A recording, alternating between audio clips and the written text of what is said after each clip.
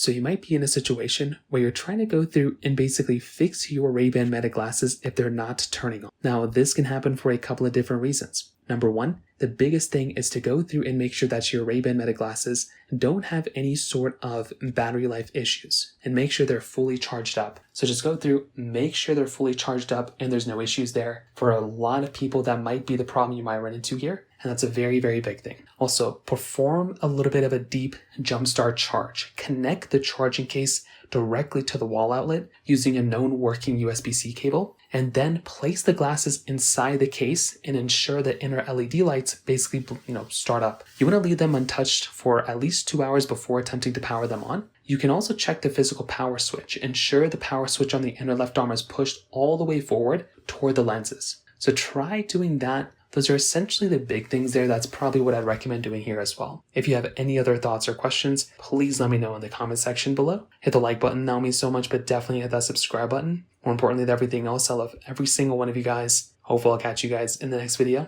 Peace out till then.